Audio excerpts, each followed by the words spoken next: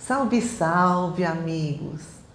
Como é que nós lidamos com a morte? É algo assustador? É algo natural? Como podemos nos preparar para a morte? Como é que podemos ajudar alguém a enfrentar a morte?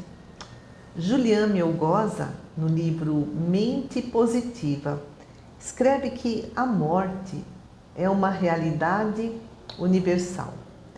Mas nós temos um forte instinto de sobrevivência que gera em nós o desejo de viver e o medo da morte. Temos medo do nada, será que depois que a gente morre tudo se acabou? Temos medo do inferno? Ou temos medo de sofrer na hora da morte? Ou temos medo de nos separarmos dos entes queridos ou até dos bens aqui da terra? Né? Então, como se preparar para a morte? O Julian escreve que há pessoas que preferem nem pensar, nem falar sobre a morte, mas o conhecimento ajuda a enfrentar o medo. E ele então nos orienta a procurar uma boa companhia, né? Então, aquelas pessoas que estão próximas à morte, estão passando por doenças terminais, procurar uma boa companhia, evitar a inatividade para não levar ao tédio, à desesperança, relembrar os momentos felizes que já viveu, pedir perdão, reconciliar, alimentar esperanças para o futuro.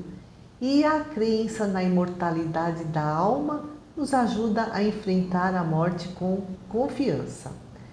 E como ajudar alguém a enfrentar a morte? O Julian escreve: é preciso que essa pessoa esteja bem conscientizada e preparada. Então, as orientações dele são manter-se disponível, falar sobre a morte se a pessoa assim o desejar, falar com naturalidade, animar e encorajar, expressar esperanças, orar com o enfermo. E se ele assim passa por situações de raiva, se ele está aborrecido, nós não devemos levar isso em consideração, né? Não devemos reagir. Então, não criticar, não repreender, mas lidar com paciência. Escreve Julian Melgoza: simplesmente ouça e procure cuidadosamente distrair a atenção do doente para um outro assunto, uma outra atividade. E mais, ter disposição para ouvir e respeitar os desejos do enfermo, respeitar a sua dignidade.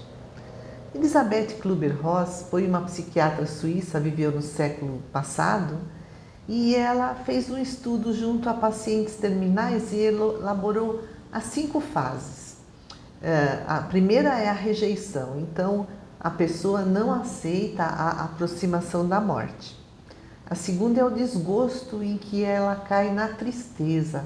A terceira fase é a negociação, onde ela faz pactos consigo mesma, pactos com Deus, para prolongar a sua vida. A quarta fase é a depressão, e aí surge o tédio pela aproximação da morte. Muitos até já querem encerrar logo essa fase da sua vida e começam até a ter ideações suicidas.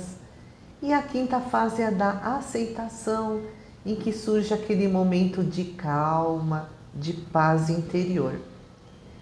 E como é que as crianças, os adolescentes, os adultos e os idosos entendem a morte? E explica o autor, de Mente Positiva. Na idade pré-escolar, a criança vê que o seu animalzinho de estimação morreu, um familiar também faleceu, mas para ela a morte, nessa idade pré-escolar, é algo transitório, é algo temporário, é algo incompleto, assim, tipo um sonho, né? E a criança pré-escolar teme mais a separação do que a morte, por isso ela precisa ser muito bem cuidada, muito protegida.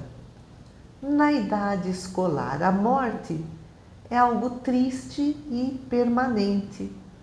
Mas a criança na idade escolar ainda não tem uma maior assim, compreensão sobre a transcendência da morte, né?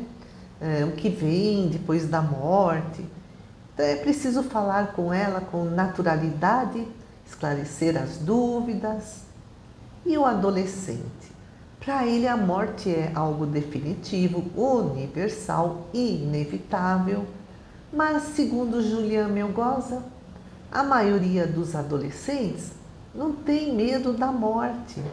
Então é preciso dialogar, esclarecer, para que ele não corra situações de risco na idade adulta.